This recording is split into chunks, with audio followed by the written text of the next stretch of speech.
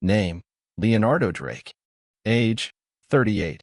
Status, dead. But he thinks. I died on August 27th, 3:12 a.m., in a hospital that doctors had long since abandoned. Cause of death, bite, sepsis, cardiac arrest. The reason for the return unknown. But I woke up. Not alive, but not quite dead. I'm not breathing. I can't hear my heart. I don't feel pain. But I'm thinking. The first thing I saw was the face of a dead nurse. Her jaw was dislocated and her eyes were empty. She tried to bite me, but something stopped her. She felt that I was one of her own. I am a zombie. But for some reason, I didn't lose my mind. I learned to stand. I learned to move. Slowly, as if my body was viscous and heavy. But my brain works. I remember the name. My wife, Sarah. My son, Joshua. Their laughter. Our house in the suburbs. Our last dinner. Are they still alive? I have to find out. I went out into the hallway. Other zombies wandered around like ghosts. They did not pay attention to me. I felt hungry, but not for flesh. I felt emptiness, a loss, loneliness. I was among them, but not with them. I am a cursed mind in a monster's body. The corridors of an abandoned hospital. I walked among them, slowly, imitating their gait. It came naturally, my muscles stretched forward like the others. But something was fighting inside me. I saw them rushing at rats, at mice. One of them was tearing a piece of a coat to shreds, confusing it with a body. Their eyes were dead. Their brains were silent. And I watched. The hunger was gaining strength. Not physical, but psychological. My brain demanded protein, flesh, the taste of life. But I remembered what it meant to be human. I didn't want to. I found a mirror in a ruined toilet. I looked at myself. My eyes were pale gray. My skin was sulfurous with blue streaks. My lips were cracked. But it was me. I saw Leo. And I saw a shadow of myself. On the third floor, I heard a sound. It was fuzzy, not technical. It was alive. 3 people, 2 adults and a child. They were hiding in a medical office. The woman with a knife. The man with a homemade spear. The child was crying, but quietly. Very quietly. They were surviving. And I felt them. Like a smell. Like a musical tone. Instinct rolled in like a wave. Eat. Something inside me screamed. Eat them. My body took a step forward. My jaws clenched. But my mind stopped me. No.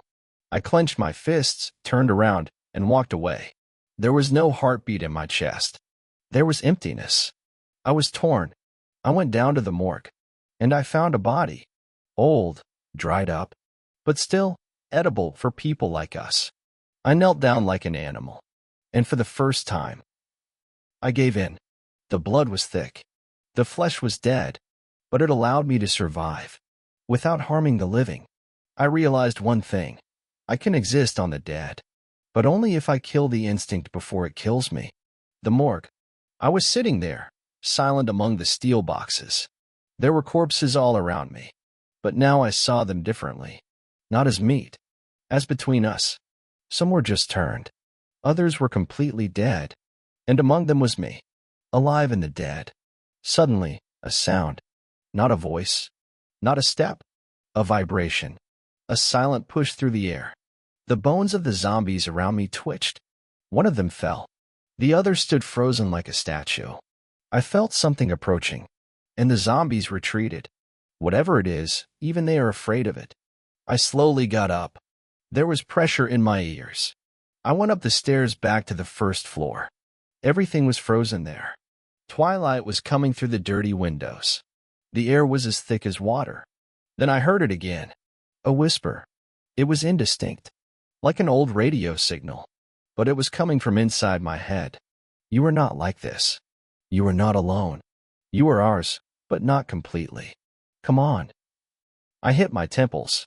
These are not my thoughts. There's someone else's. It's crawling into my brain, into the mind I tried to keep. The zombies began to run away, back into the dark corners. They had no minds, but they knew something was coming. I saw it. A silhouette. Thin. Tall. No face. As if merged with a shadow. He did not walk. He floated above the floor. And he whispered, "You are broken. You are a bridge. Let me come in." "No. I won't let you. I won't let you." I remembered my wife's voice. The laughter of my son. The light that was still in me. I screamed. Not a zombie scream, but a human scream. And the shadow stopped. For a moment. Then it disappeared. Disappeared into the twilight. The zombies slowly returned to their aimless routes. And I stood there. Alone. And I realized, not only people are interested in me. He is interested in me. 609. A hospital. The roof. I went upstairs because I felt something was watching. I needed space, the sky, even if it was gray. I stood among antennas, rusted air conditioners, and broken railings. Under my feet were puddles of rain mixed with blood. The city stretched out before me, and it was quiet. The silence was not peace. It was expectation, as if the air itself was waiting for something. And then I saw them. There were 3 people standing on the roof of a neighboring building. The figures were human, but something in their posture, in the way they did not move, was frightening. Their faces were covered with masks, not from the virus, but from humanity. Their movements were synchronized. One of them pointed at me. The other tilted his head. The third raised his hand, put it on his chest. And then I heard something I had never heard from a zombie before. They spoke. At the same time. 3 voices, 1 text. Inside my head. "You've woken up. So are we. But you're still holding on. It's dangerous. For them. And for us." "Who are you?" I whispered. "We are the ones who have kept the language alive. We are the whisperers. We are the remnants. We are conscious, and we survived because we submitted. And you were still resisting." I took a step back. One of them picked up something, not a weapon, but a bone, long and clean, like a ceremonial stick. He put it to my chest, and I felt hungry. Not physical hunger, but mental pressure. They were trying to break me. I clung to my memories. Sarah, Josh, my mother's voice, the taste of coffee, the smell of books, and then the sound cut off. "You're not ours yet, but you will be. We can't let you stay free." They dissolved like dust in the wind. And I was left alone, not with the living, not with the dead. Now I knew. I'm not unique, but I am dangerous. The roof of the hospital. After the whisperers disappeared, I stood there for a few minutes, clutching the railing like the only thread to the world that was disappearing. The sky was getting lighter, but not clearer. Fog was rolling over the city, as if God himself was trying to hide what was created without him. I was about to go back downstairs when I saw it. A light. A single lamp in a 5th-floor apartment in an old panel building across the street. A room with curtains that moved in the wind. And a silhouette. Someone alive. A person. I tried to wave my hand. It was too sudden. Zombies don't move like that. I remembered to imitate them. Slowly. Swaying. I waved again, slowly. And the figure outside the window disappeared. I went downstairs. The zombies in the corridors did not pay attention to me. They were silent, almost tame. I walked past them. I was used to it. Their indifference became my camouflage. Outside, the fog was as thick as soup. I walked slowly, like a doll, with the movements I had learned to survive among the dead. The street was empty, but I knew they could see me. I reached the entrance. The door was closed, but not tightly. 1 punch and they surrendered. I moved up the stairs with such caution as if I were going to the children's room. Apartment 5B. I knocked. Twice. Then 3 times. Silence. Then the click of the shutter. "One more step and I'll shoot," a woman's voice said. "I am not the enemy," I whispered. My voice was hoarse. But my words. Human words. Silence. "What are you?" "I don't know. But I think. I feel it. I don't eat the living. I want to help." The door opens a centimeter. Eyes. Female. Young. Tired. You're not a zombie? No, but not quite human either. She was silent for a moment. Then she said, My name is Emma. I don't have time to believe or disbelieve. If you lie, I will kill you. I nodded. My name is Leo. And if I lie, I'm asking you to do it. She opened the door. For the first time in all this time, I was in a room with real warmth. And again, among the living. Although I am not anymore. Apartment 5B. When I crossed the threshold, Emma did not lower her weapon. She had an old pump with chipped paint and a missing safety. In her hands, it looked natural. You move like them, she said, but you talk like a human. Because I'm both, I replied, and I don't want to be either completely. The apartment was dark, but not abandoned. 2 rooms, windows with black curtains, a battery-powered flashlight, a few cans of canned food, a blanket on the floor. Not a single icon, not a single photo.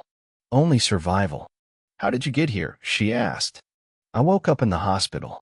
Already different, but with memory, with fear, and with hunger. I learned to hold back. Emma sat down across from me, keeping her eyes on my face. My brother turned around in front of me. We were in the basement. He spoke for a few more minutes. Then, his eyes went dark, and he lunged at me. Did you? Yes. She lowered her head. And since then, I don't trust anyone, especially those who are between 2 worlds. I helped open the can of beans. My body didn't need food, but the movement of my hands, the sound of a spoon in an aluminum bowl was almost normal. We sat in silence. I was not breathing, but Emma was breathing for both of us. How do you know you won't turn out like the others? She asked suddenly. I don't know. Maybe it's something in my chemistry. Maybe my love for my son keeps my mind alive. Or maybe it's a curse. Suddenly, there is a knock on the door. A loud one. Not mindless, like a zombie. Regular. Emma froze. It's not them. They're not knocking. I went to the window, and I saw 2 men. With guns. In bulletproof vests. One was holding an antenna, a radio. They were on patrol, Emma whispered. Military? Looters? If I come out, they'll kill me, I said. She looked at me for a long time. And if we get out, we might have a chance. But we'll have to lie. About me. I've lied to live before. Lying to save someone, she stood up. This is better.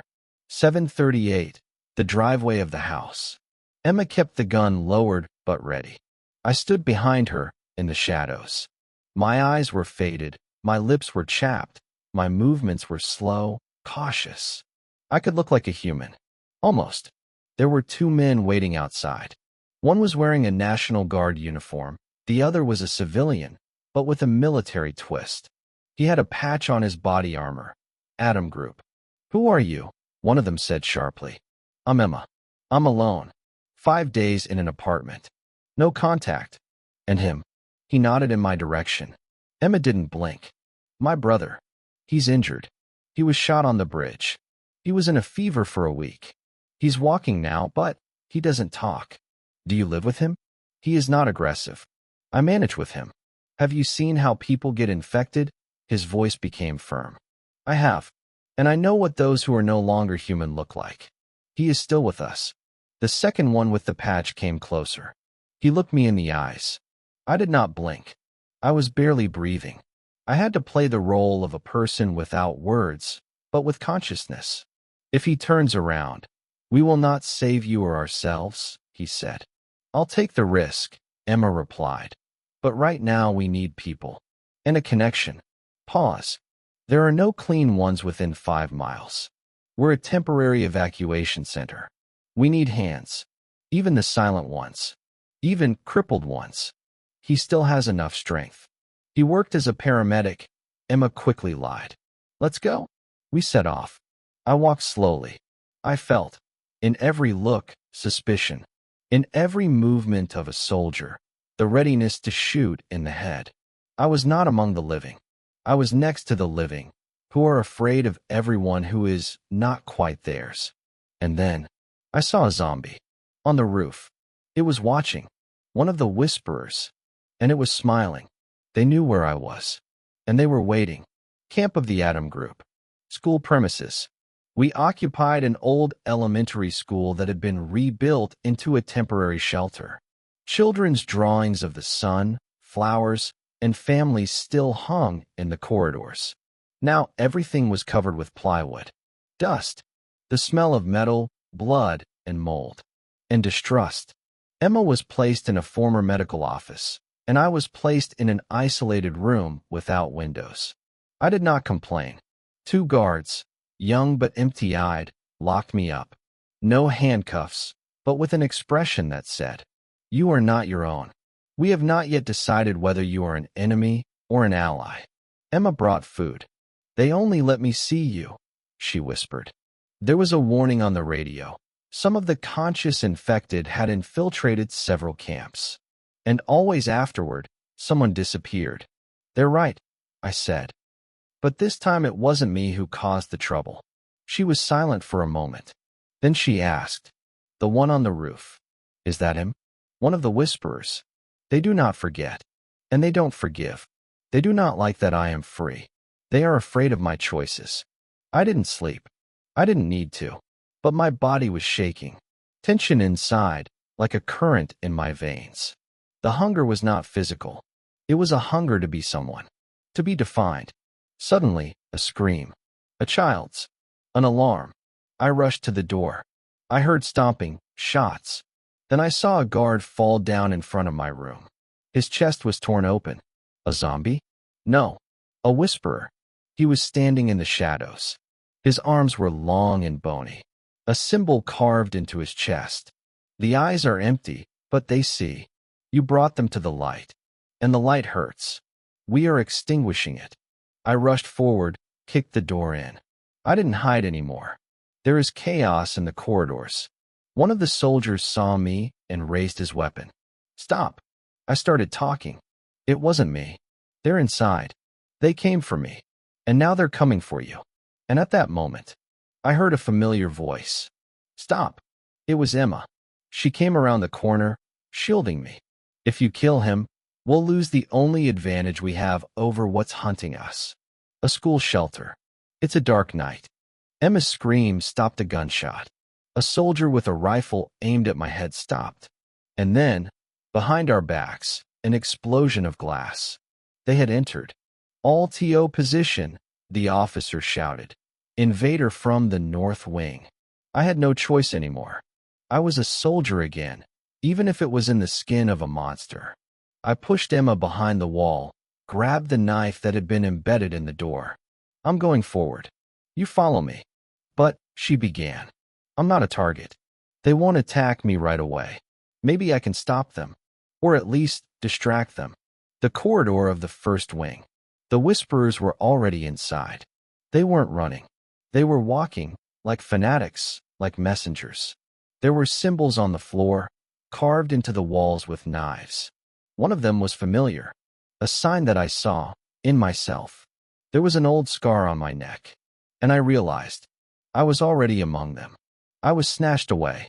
I escaped. That's why they want me. I am their traitor. One of them came forward. The one who was whispering on the roof. He had no mouth, but I heard it. "We offered you eternity. You chose the shadows. You chose them. I chose me. Then die again. But completely. The fight. They rushed. All at once. I hit the first one, threw the second one into the wall. The third one grabbed me by the neck. And then there were shots from around the corner. Emma and 2 other soldiers covered me. One of the whisperers screamed. Not with words, but with energy. The glass cracked. A light bulb exploded. Darkness. The light came back on. I was standing over the body of one of them. My body was shaking, but I was still in control. A dead soldier was lying next to me. Emma was alive, barely wounded, but there was something else in her eyes. "Faith, you're not one of them," she said. "But not one of you either." She hugged me. "Now we are." The officers' headquarters. They let me in. Without handcuffs. No fear. "If you are not our enemy, we have questions," the commander said. "I know," I replied. "And I have an answer you don't want to hear. They cannot be stopped." but they can be broken from the inside, and I am the only one who can go there. The perimeter of the camp. The night was still deep, and the world around me seemed to be holding its breath. I stood in front of a concrete archway leading to an old subway tunnel. There, deep below, was the heart of the Whisperers. Their sanctuary, their mind, their essence. Are you sure? Emma asked. No, but if I don't leave, they will come again, and they won't leave anyone behind. She handed me a knife, a simple one with a wooden handle. Come back, or at least leave a memory. I nodded, and I left. Depth -3, an old subway station. I heard them before I saw them. The Whisperers were not standing guard. They were waiting, in a circle, in silence. Their faces were expressionless, but I knew they would recognize me. In the center stood she, a figure, no mouth, no eyes, just a body made of voices. She spoke, in her mind. You've come back, to submit, to finish. We made you. Turning away is only a delay, and you were created out of fear, and I am not afraid anymore. A fight without screaming. They rushed at me, not like animals, but like fanatics. I fought back, calling for the remnants of a human being in me. And in every movement I remembered, Sarah, Josh, Emma, I am Leo. I'm not you. I made it to the center. The mind. She held out her hand. Touch it, and it will go away. The hunger, the fear, loneliness. I would rather burn than surrender. I stabbed the knife into the heart of the voice, and the world froze. Silence. The zombies on the surface have fallen. The Whisperers froze. The lamps did not blink. The air was clear, and I stood. Alive? No, but I was free. The camp. I returned at dawn. People stood in a silent row. They did not applaud. They did not shout. They were watching. And for the first time in my life, I did not see fear in their eyes. Only respect. Emma came over. She looked at me and said, You are not the man you were, and not who you could have become, but you are the one who chose. I smiled. For the first time, and probably for the last time. Epilogue. I am Leonardo Drake. I am dead, but I did not disappear. I walked among the dead, spoke to the Whisperers, and I came back, not for my own sake. I came back to let them know, even in the body of a monster, the heart can remain human.